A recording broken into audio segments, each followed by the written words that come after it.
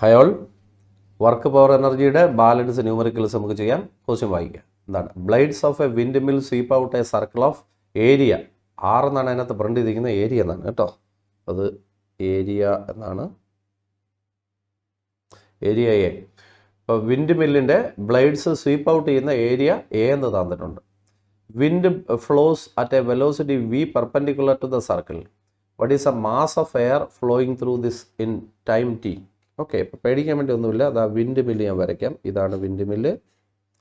Okay, ഇത് കറങ്ങുമ്പോഴത്തേക്ക് ഇതുപോലെ ഒരു സർക്കിൾ ഉണ്ടാവും. ഈ സർക്കിളിൻ്റെ ഏരിയ തന്നിട്ടുണ്ട് എ എന്നാണ്. എയർ ഇതിന് പെർപെൻഡിക്കുലറായിട്ടാണ് ഫ്ലോ ചെയ്യുന്നത്. അപ്പോൾ ഇതാണ് എയർ ഫ്ലോ. എയർ ഫ്ലോയുടെ വെലോസിറ്റി എന്ന് പറയുന്നത് വി ആണ്. ഓക്കെ, വി ആണ്. ഇനി എന്താണ് പറഞ്ഞിരിക്കുന്നത്? ഇത്ര എയർ ഈ ഏരിയയ്ക്ക് പെർപെൻഡിക്കുലറായിട്ട് ഫ്ലോ ചെയ്ത് കഴിഞ്ഞാൽ അവിടെ ഒരു സിലിണ്ടറിക്കൽ വോളിയം ഉണ്ടാവും. ഒരു സിലിണ്ടറിക്കൽ വോളിയം ഉണ്ടാവും. ഇനി എന്താണ് നമ്മുടെ ചോദ്യം? What is a mass of air flowing in time T. അപ്പം മാസ്സാണ് കണ്ടുപിടിക്കേണ്ടത്. അപ്പം മാസ് എങ്ങനെ കണ്ടുപിടിക്കുമെന്ന് പറയണം. എ പാർട്ട് മാസ് എന്ന് പറഞ്ഞാൽ ഡെൻസിറ്റി ഇൻറ്റു വോളിയം എന്നാണ്. പേടിക്കാൻ വേണ്ടി ഒരു ഉണ്ടാകില്ല. അപ്പോൾ ഡെൻസിറ്റി ഞാൻ അതുപോലെ എഴുതി. ഇവിടുത്തെ വോളിയം എങ്ങനെ കാണും? വോളിയം ഈ സിലിണ്ടറിൻ്റെ വോളിയമാണ്. അപ്പോൾ ബേസ് ഏരിയ ഇൻറ്റു ഹൈറ്റ് എന്നാണ്. ഇതാണ് സിലിണ്ടറിൻ്റെ ഹൈറ്റ്. ഇനി ഞാനിവിടെ പറയാം, സ്പീഡ് എന്ന് പറഞ്ഞാൽ എന്താണ്? Speed is equal to distance by time ആണ്, അല്ലേ? സ്പീഡ് ഈസ് ഈക്വൽ ടു, ഇവിടുത്തെ ഡിസ്റ്റൻസ് എന്ന് പറഞ്ഞാൽ ഹൈറ്റ് ആണ്, ബൈ ടൈം എന്നാണ്. അപ്പോൾ ക്രോസ് ചെയ്യുമ്പോൾ എച്ച് കിട്ടൂലടാ, ആ വാല്യൂ അങ്ങോട്ട് സബ്സ്റ്റിറ്റ്യൂട്ട് ചെയ്ത് കൊടുക്കുക. അപ്പോൾ mass is equal to rho A എഴുതി മക്കളെ പറയൂ. എച്ചിന് പകരം വി ടി എന്ന് എഴുതാം. കണ്ടോ? അപ്പോൾ ആദ്യത്തെ പാർട്ടിൻ്റെ ആൻസർ കിട്ടിയിട്ടുണ്ട്, എ വി റോ ടി. കണ്ടോ? A V rho T. എളുപ്പമല്ലേടാ എ പാർട്ട്. ഇനി ബി പാർട്ട് വായിച്ച് നോക്ക്. What is a kinetic energy of air. എയറിൻ്റെ കൈനറ്റിക് എനർജി എത്ര? കൈനറ്റിക് എനർജി എത്ര കാണും? ഹാഫ് എം വി സ്ക്വയർ ആണ്. ഹാഫ് എം വി സ്ക്വയർ ആണ്. ഇനി ബാക്കി നിങ്ങൾ പറഞ്ഞാൽ മതി. ഹാഫ് എഴുതി. ഇനി മാസിൻ്റെ ആൻസർ ഇതാ ഇവിടെ ഉണ്ട്, റോ എ വി ടി എന്നാണ്, ഇൻറ്റു വി സ്ക്വയർ. അപ്പോൾ അതാ ആൻസർ വരുന്നു, half rho A rho A V cube T എന്നാണ്. രണ്ടാമത്തെ എൻ്റെ ആൻസർ കറക്റ്റ് ആണോ നോക്കട്ടെ. ഓക്കെ, ശരിയാണ്. ഇനി മൂന്നാമത്തെ പാർട്ട്, സി പാർട്ടിൻ്റെ ആൻസർ എന്താണ്? Assume that the wind mill converts 25% of wind's energy to electrical energy. Wind എനർജിയുടെ 25% മാത്രമേ ഇത് ഇലക്ട്രിക്കൽ എനർജി ആയിട്ട് മാറ്റുന്നുള്ളൂ. എയുടെ വാല്യൂ 30 ആണ്. വെലോസിറ്റിയുടെ ആൻസർ 36 ആണ്. ഇനി ഡെൻസ് ആൻഡ് എച്ചും ആൻഡും കൂടെ ചേർന്ന് ഹാൻഡ് ആയിട്ടുണ്ട്. ഓക്കെ, പുതിയ കണ്ടുപിടുത്തങ്ങളാണ്, അത് അക്ഷരങ്ങൾ ചേർന്ന് പോയി. എച്ച് പെർ അവർ എന്നുള്ളതിൻ്റെ എച്ചും ആൻഡ് അടുത്തതിൻ്റെതുമാണ്. പിന്നെ ഡെൻസിറ്റി ഓഫ് എയർ തന്നിട്ടുണ്ട്. What is A power consumed. അപ്പം നമുക്കൊരു കാര്യം ചെയ്യാം, ഇലക്ട്രിക്കൽ എനർജി നമുക്ക് കണ്ടുപിടിക്കാം. എനർജി, ഇലക്ട്രിക്കൽ എനർജിയാണ് കേട്ടോ. ഇലക്ട്രിക്കൽ എനർജി എങ്ങനെ കണ്ടുപിടിക്കും? എനർജി എന്ന് പറയുന്നത് 25% ഓഫ് കൈനറ്റിക് എനർജി എന്നാണ്. അങ്ങനെയാണ് ക്വസ്റ്റിനകത്ത് ഗിവൺ, അല്ലേ? അപ്പോൾ എനർജി പ്രൊഡ്യൂസ്ഡ് ആണ് നമ്മൾ കണ്ടുപിടിക്കുന്നത്. എനർജി പ്രൊഡ്യൂസ്ഡ് കണ്ടുപിടിക്കാൻ വേണ്ടി എന്താണ് മക്കളെ? 25% ഓഫ് കൈനറ്റിക് എനർജിയുടെ ആൻസർ അവിടെ എഴുതിയിരിക്കല്ലേ, half rho A V cube T. ഇവിടെ ആർക്കാ പേടി? ഇവിടെ ധൈര്യമായിട്ട് എഴുതുക. അപ്പോൾ എനർജി പ്രൊഡ്യൂസ്ഡ് ആയി. ഇനി നമുക്ക് വേണ്ടത് പവർ പ്രൊഡ്യൂസ്ഡ് ആണ് വേണ്ടത്. പവർ പ്രൊഡ്യൂസ്ഡ് എങ്ങനെ കണ്ടുപിടിക്കും? പവർ പ്രൊഡ്യൂസ്ഡ് എന്ന് പറഞ്ഞാൽ വർക്ക് ബൈ ടൈം എന്നാണ് ആൻസർ. വർക്ക് ഇവിടെ എനർജി, അപ്പോൾ എനർജി ഡിവൈഡഡ് ബൈ ടൈം എന്നാണ്. വർക്കും എനർജി ഇൻ്റർ കൺവെർട്ടബിൾ ആണ്, നമുക്കറിയാം. അപ്പോൾ വർക്കിന് വരെ എനർജി കിട്ടും. അപ്പോൾ എനർജിയുടെ ആൻസർ ഇതാ ഇവിടെ ഉണ്ട്. എന്താണ്? 25/100. ഓക്കെ, ബാക്കി half rho A V cube T. Okay, divided by T എന്നാണ്. അപ്പോൾ ബാക്കി ആൻസർ പറഞ്ഞാൽ മതി. 25/100 ഹാഫ് എഴുതി. റോയുടെ ആൻസർ ഇവർ തന്നിട്ടുണ്ട്. നേരെ നോക്കൂ, ഡെൻസിറ്റിയുടെ ആൻസർ തന്നിട്ടുണ്ട് 1.2. അപ്പോൾ 1.2 എന്നാണ്. 1.2 എയുടെ ആൻസർ. ഇപ്പോൾ എയുടെ ആൻസർ തന്നിട്ടുണ്ടോ നോക്കൂ. എ വി ക്യൂബ് ടി എന്നാണ്. ഓക്കെ, അപ്പോൾ നോക്കിയിട്ട് പറയാം. അപ്പോൾ 1.2 ഇൻറ്റു ബാലൻസ് നമുക്ക് ചെയ്യാം. 1.2 ഇൻറ്റു എയുടെ ആൻസർ എനിക്ക് അറിഞ്ഞുകൂടാ. വിയുടെ ക്യൂബ് വെലോസിറ്റി ഇതാ ഇവിടെ ഉണ്ട്, 36 എന്നാണ്, അല്ലേ? അപ്പോൾ 36 ഇൻറ്റു 5/18 മക്കളെ. അപ്പോൾ എത്ര വരും ഇവിടെ? 10.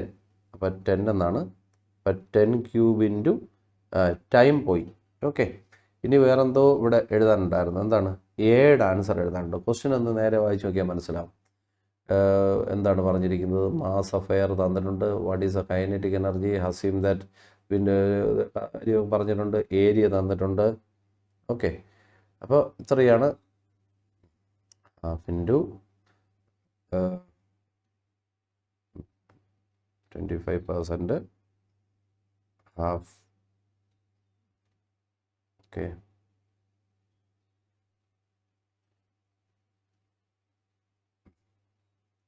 ഇവിടെ ക്യാപിറ്റൽ എ ആണ് ഇട്ടത് അല്ലേ? അതാണ് നമുക്കൊരു കൺഫ്യൂഷൻ വന്നത്. പേടിക്കണ്ട ക്യാപിറ്റൽ എ. അപ്പോൾ 25/100 അതുപോലെ എഴുതി, ഇൻറ്റു 1/2 എഴുതി, 1.2 എഴുതി. എയുടെ ആൻസർ അവിടെ തന്നിട്ടുണ്ട്. എയുടെ ആൻസർ 30. നമ്മൾ സ്മോൾ എ എഴുതി വെച്ചിട്ട് അതിനെ തരാത്തൊരു സാധനം തപ്പിയാൽ കിട്ടുമോ? അപ്പോൾ 30 ഇൻറ്റു 10 ക്യൂബ് എന്നാണ്. ഇത് നിങ്ങൾ കാൽക്കുലേറ്റ് ചെയ്തെടുക്കണം. ഇപ്പോൾ 10 ക്യൂബ്. ഓക്കെ, വലിയ പാടുള്ള കാൽക്കുലേഷനൊന്നും അല്ല.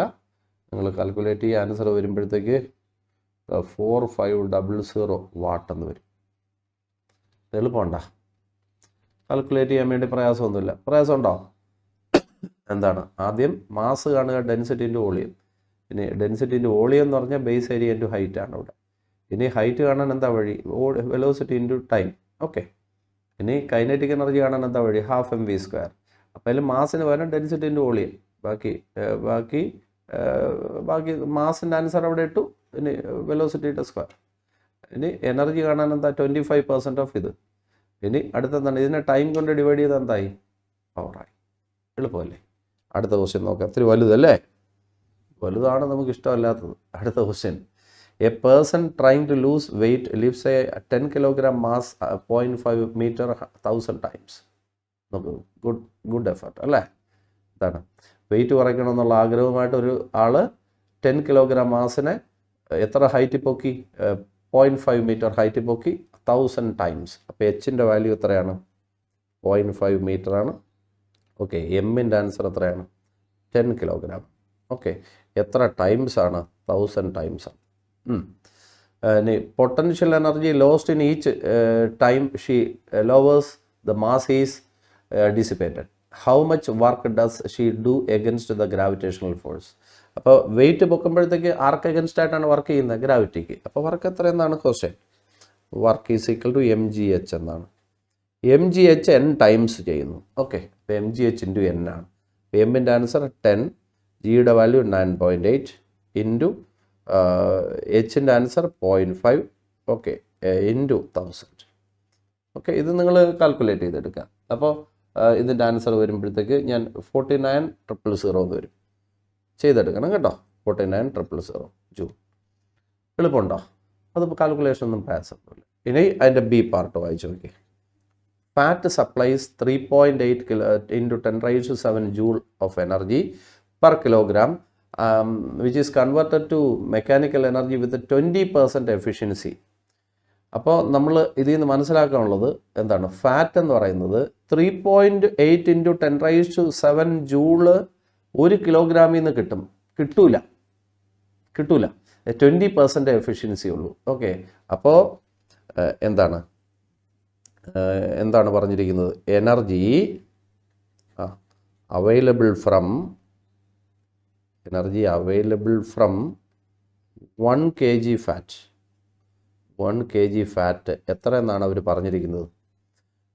20% ഓഫ് 3.8 into 10⁻⁷ ആണ് മക്കളെ. അപ്പോൾ ആൻസർ നമുക്ക് ചെയ്യണം. 20/100 ഇൻറ്റു 3.8 into 10⁻⁷ ആണ്. ഓക്കെ, അപ്പോൾ ഇതാണ് നമുക്ക് അവൈലബിൾ ആവുന്നത്. ഇത് നമ്മൾ കാൽക്കുലേറ്റ് ഒന്നും ചെയ്യണമെന്ന് നിർബന്ധമൊന്നുമില്ല, എന്നാലും ചെയ്യുകയാണെങ്കിൽ ചെയ്യാം. അപ്പോൾ നമുക്കിത് ചെയ്ത് നോക്കാം. 0.76 into 10⁻⁷. 0.76 into 10⁻⁷ എന്ന് വരും. കാൽക്കുലേറ്റ് ചെയ്യാന്നുള്ളേ ഉള്ളൂ. അപ്പോൾ ഇത്രയും ജൂള് 1 കിലോ സാധനത്തിൽ നിന്ന് കിട്ടും. 1 കിലോ ഫാറ്റിൽ നിന്ന് ഇത്രയും എനർജി കിട്ടും. ഓക്കെ, അയാൾ എത്ര വർക്ക് ചെയ്തു? 49,000 ജൂൾ വർക്ക് ചെയ്തു. അപ്പോൾ 1 കിലോ ഫാറ്റിൽ നിന്ന് ഇത്രയും ജൂൾ എനർജി കിട്ടിയെങ്കിൽ ഇത്രയും കിട്ടാൻ വേണ്ടി എന്താണ് ചോദ്യം? ഹൗ മച്ച് ഫാറ്റ് ഉപയോഗിച്ച് കാണും. അപ്പോൾ നമുക്ക് എക്സ് കിലോ ഫാറ്റ് ഉപയോഗിച്ച് കാണുമെന്ന് വെച്ചോളൂ. അപ്പോൾ 0.76 ഇൻറ്റു 10⁻⁷ ഒന്നിൽ നിന്ന് 1 കിലോയിൽ നിന്ന് കിട്ടുമെങ്കിൽ അങ്ങനെയുള്ള എക്സ് കിലോ ഫാറ്റ് ഉപയോഗിച്ചപ്പോഴാണ് 49,000 ജൂള് വർക്ക് ചെയ്യാൻ പറ്റിയത്. അപ്പോൾ ഇതിൽ നിന്ന് ഇനി എക്സ് കണ്ടുപിടിക്കുക. ആൻസർ എത്രയാണ്? 49,000 ഡിവൈഡ് ബൈ 0.76 ഇൻറ്റു 10⁻⁷. ഓക്കെ അല്ലേ? ഇത് നിങ്ങൾ ചെയ്തെടുക്കൂലേ? അപ്പോൾ ആൻസർ ഇതാ വരുന്നത് 6.45 ഇൻറ്റു 10⁻⁷. 6.45 into 10⁻³ kilogram. ഇത് സിമ്പിൾ അല്ലേ? ഇത് നല്ല സ്ട്രൈറ്റ് ക്വസ്റ്റ്യനാണ്. അടുത്ത ക്വസ്റ്റ്യനിലേക്ക് പോകണം. വായിക്കുക അടുത്ത question. A bullet of mass 0.012 kilogram, horizontal speed 70, strikes a block of wood of mass 0.4 kilogram and instantly comes to rest with respect to the block. The block is suspended from a ceiling by means of thin wires. Calculate the height to which the block rises. Also estimate the amount of heat produced in the block എന്നാണ്. അപ്പോൾ നമുക്കൊരു bullet ഇവിടെ ഇങ്ങനെ വരുന്നു. Okay, bullet ഇങ്ങനെ move ചെയ്തുകൊണ്ടിരിക്കുന്നു. ബുള്ളറ്റിൻ്റെ velocity, ബുള്ളറ്റിൻ്റെ mass 0.012 kilogram ആണ്. അതിനെ നമുക്ക് സ്മോൾ എം എന്ന് വിളിക്കാം. ഇനി ഇത് എത്ര സ്പീഡിലാണ് വരുന്നത്? ഇങ്ങോട്ട് വരുന്ന സ്പീഡ് സ്മോൾ വി എന്ന് വിളിക്കാം. അല്ലെങ്കിൽ വേറെ എന്തെങ്കിലും ലെറ്റർ നിങ്ങളുടെ ഇഷ്ടമുള്ള U1 എന്ന് വിളിച്ചോളൂ. U1 എന്ന് പറയുന്നത് 70 ആണ്. ഇവൻ്റെ മാസ് M1 എന്ന് വിളിച്ചോളൂ. ഇനി ഇവിടെ ഒരു ബ്ലോക്ക് കെട്ടിത്തൂക്കിയിട്ടിട്ടുണ്ട് സീലിങ്ങിൽ. അപ്പോൾ ഇതിൻ്റെ മാസ് നമുക്ക് M2 എന്ന് വിളിക്കാം. ഓക്കെ, അപ്പോൾ ഇതിൻ്റെ മാസ് എത്രയാണ്? 0.4 കിലോഗ്രാമാണ്. കെട്ടിത്തൂക്കിയിരിക്കുന്നു. ഇനി ഈ ബുള്ളറ്റ് വന്നിട്ട് ഇതിൽ ഇടിച്ച് കയറിയിട്ട് സ്റ്റോപ്പാവും. ഓക്കെ, സ്റ്റോപ്പായി. ആരെ സ്റ്റോപ്പായി? ബുള്ളറ്റ് സ്റ്റോപ്പായി. ഇനി രണ്ടുപേരും കൂടെയാണ് ഒരുമിച്ച് മേലോട്ട്. അപ്പോൾ ഇതാണ് ഇനീഷ്യലി ഉള്ള കാര്യങ്ങൾ. അപ്പോൾ ഇത്രയാണ് ഇനീഷ്യലി ഉള്ള കാര്യങ്ങൾ കേട്ടോ.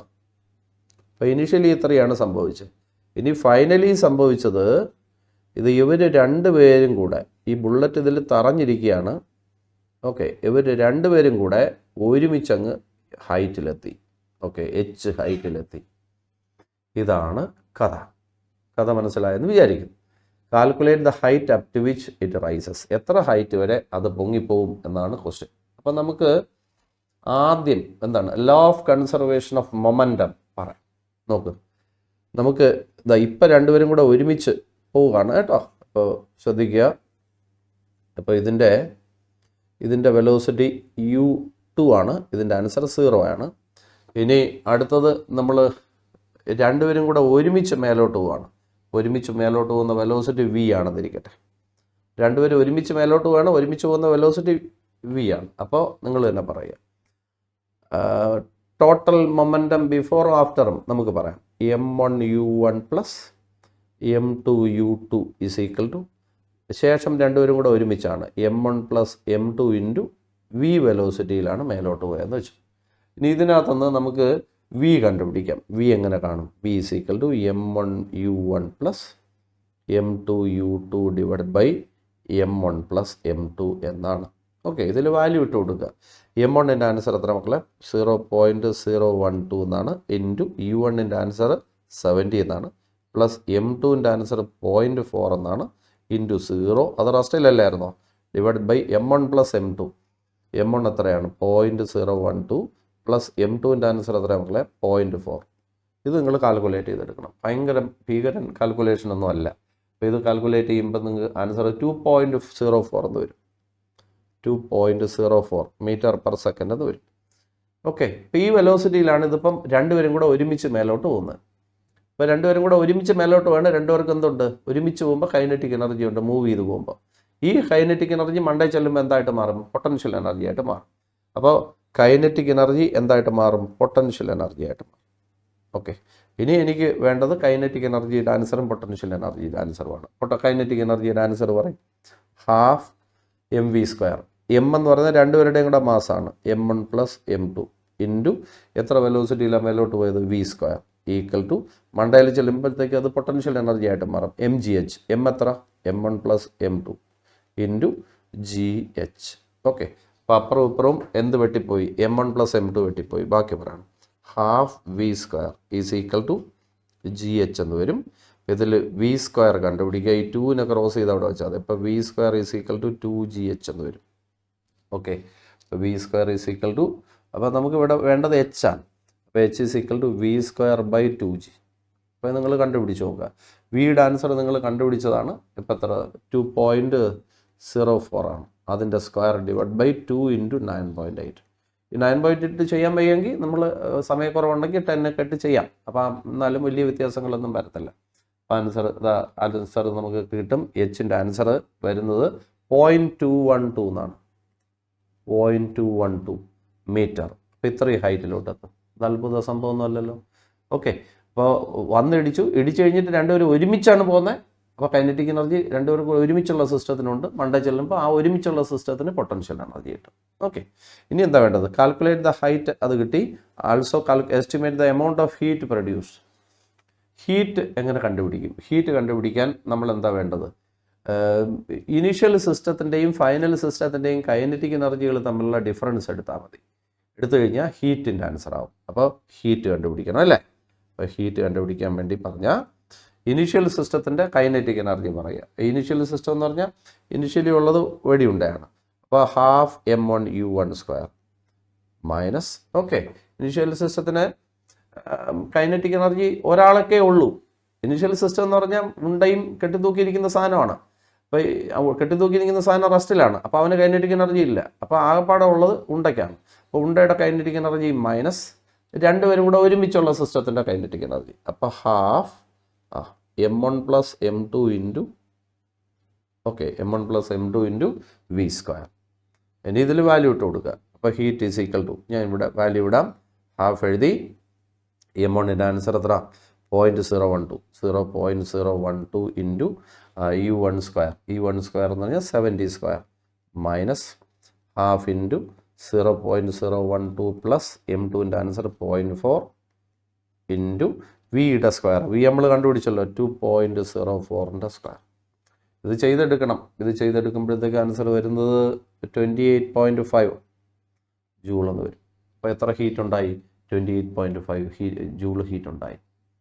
പോരെ? ഒരുപാട് പറഞ്ഞ് ബോറടിപ്പിക്കുന്നില്ല. ബാക്കി നമുക്ക് അടുത്ത വീഡിയോയിൽ കാണാം. ഓക്കെ, അപ്പോൾ നിങ്ങളിരുന്ന് സ്വസ്ഥമായിട്ടിരുന്ന് ഇതെല്ലാം ചെയ്ത് പഠിക്കുക. Okay, by.